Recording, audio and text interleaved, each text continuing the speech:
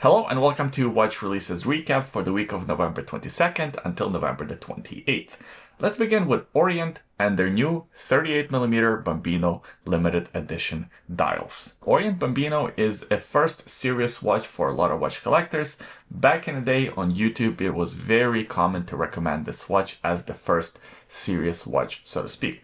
They're affordable, and generally speaking, they're pretty good looking. Over the years, there have been so many different versions of this watch, different case sizes, as well as different models.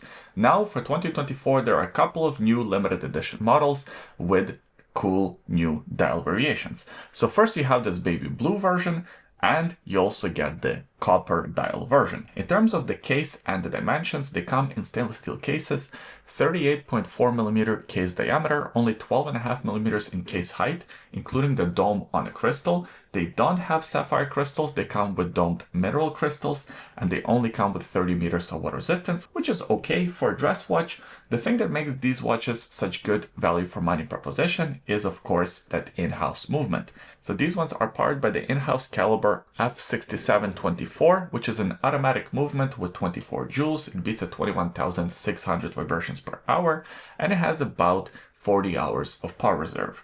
These movements are pretty simple, but with that there is an advantage: super easy to service and easy to replace parts if you ever need to. So these are limited editions. The baby blue version is limited to 6,500 pieces, quite a large run.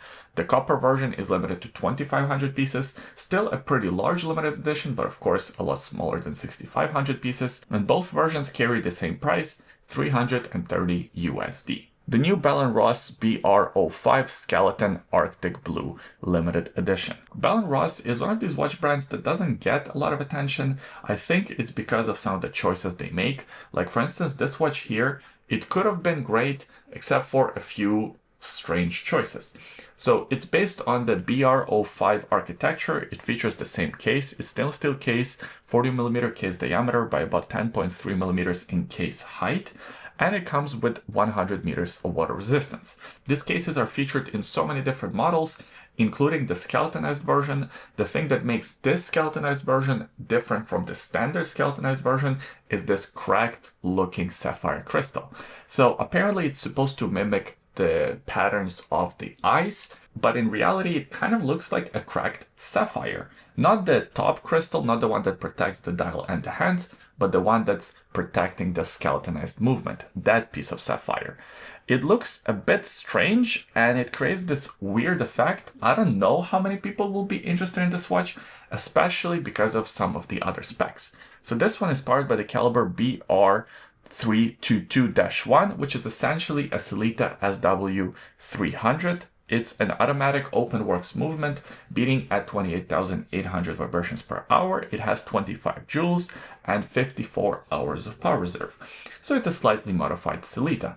Now get this, the price of this watch is 7,800 euro on the rubber strap and 8,300 euro on the stainless steel bracelet. Have they completely lost it? Almost $8,500 for a watch with a Sellita movement? I know it's a limited edition to 200 pieces only and has this special skeletonized cracked dial, but I actually think that's what they were smoking when they came up with this watch and this price. The new Hublot Big Bang Unico Novak Djokovic limited edition. Novak Djokovic is a Serbian tennis player, one of the most successful tennis players of all time. He won his 24th Grand Slam title. In the past, I think Djokovic was actually with Seiko. Now he has a new partnership with Hublot and they came up with this limited edition watch. So first of all, it's based sort of on the architecture of the Big Bang. We are familiar with these watches. 42mm diameter by about 14.5mm case height, so not outrageously large, but on the bigger side. You definitely need bigger wrists to wear these watches, especially with that integrated strap design. They come with 100 meters of water resistance, and these ones are powered by the caliber HUB 1280 in-house automatic flyback chronograph movement. It has 43 joules, it beats at 28,800 vibrations per hour, and it has 72 hours of power reserve. I think the movement is the best part of this watch. Now, what makes this watch special is the fact that it's made out of recycled Djokovic tennis rackets as well as his jerseys. That's right, they took the 23 jerseys and the rackets that he played with over the last season and they sort of recycled them, they blended them somehow, and they created these cases out of that material. Which is strange, I think. I don't know, do we want that? It also makes the case look very plasticky. I guess it is kind of like a plastic case. So I'm not sure if people really want that. And because of the limited availability of these materials, you only have so many jerseys and so many tennis rackets. This watch is limited to 100 pieces. Even that, I think, is too much, but maybe this will be very popular. And it's priced at 48,000 Swiss francs, or about 52,700 US dollars. Very expensive and kind of ridiculous looking, but hey, let me know what you think about this watch in the comments section. The new Titoni Airmaster Pilot Chronometer. Titoni is one of these watch brands that is flying under the radar. They have over 100 years of history and they're still actually owned by the same family that started it back in the early 1900s, which is kind of cool. Now, in 1945, US Air Force has ordered some of the aviation watches for their bases, for their pilots. And now for 2024, they're kind of making this new version that is inspired by those watches. It's not exactly a re-release of those models. It's sort of reimagining, from my understanding at least, of what those models would look like now if they were ordered by the Air Force. And I gotta tell you, I think these are very good looking pilot watches. They come in stainless steel cases, 43mm case diameter. Pilot watches tend to be larger. They also have a pretty long lug-to-lug distance, 53mm, but they're not too thick, 13.1mm in case height. They have 100 meters water resistance and they're powered by the Sellita SW200-1 automatic movement. This is actually a COSC certified version of the movement. It beats at 28,800 vibrations per hour. It has 26 joules and 38 hours of power reserve.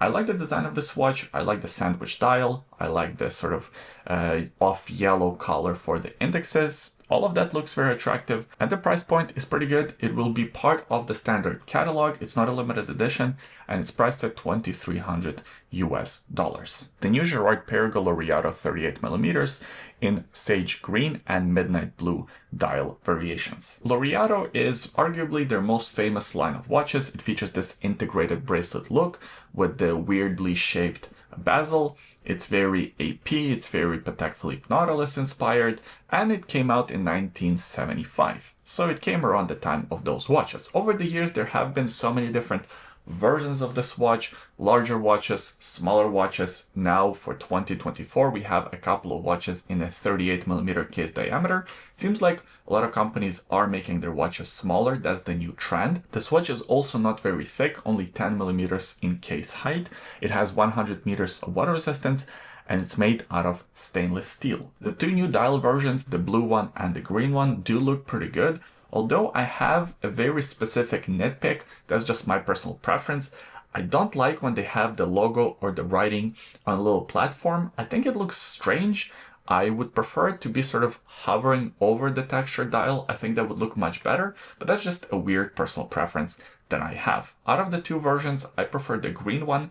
I think the gold accents on the hands and the GP logo looks better in a combination of green and gold, and it is gold plated. This blue version with stark white indexes, I think they're actually rhodium plated, also looks very attractive, but it kind of looks very conventional at the same time. The movement powering this watch is the older version, is the caliber GP03300-2476. It's an in-house automatic movement. It beats at 28,800 vibrations per hour. It has 27 joules and 46 hours of power reserve.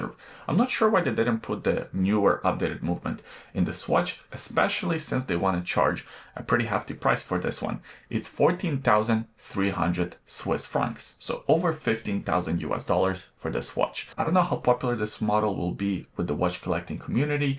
The watch collecting landscape is not what it used to be. There's so many different versions of this watch available on the market currently. The integrated bracelet look from independent companies, from micro brands, from sort of legacy brands. They're charging $15,000 for this one. Yeah, it might be a bit of a tough proposition.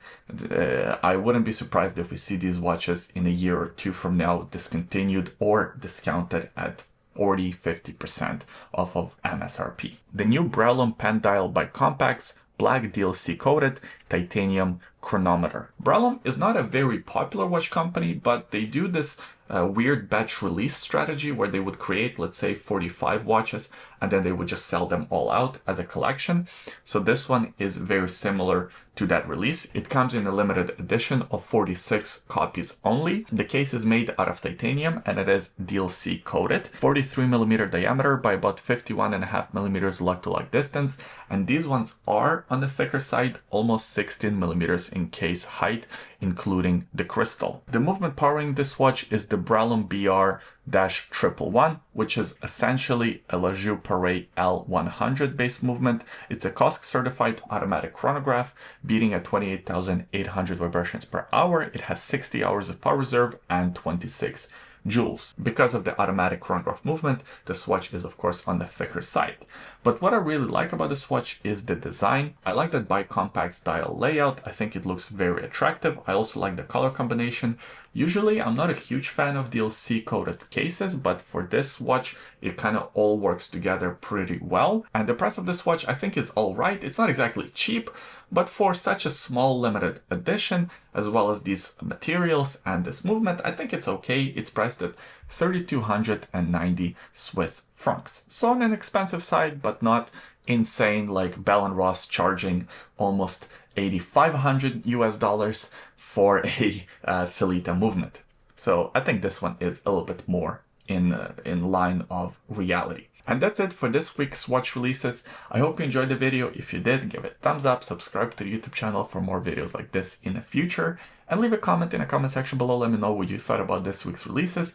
Did anything stand out to you? I always enjoy reading your comments. Thanks for watching, and we'll see you next time.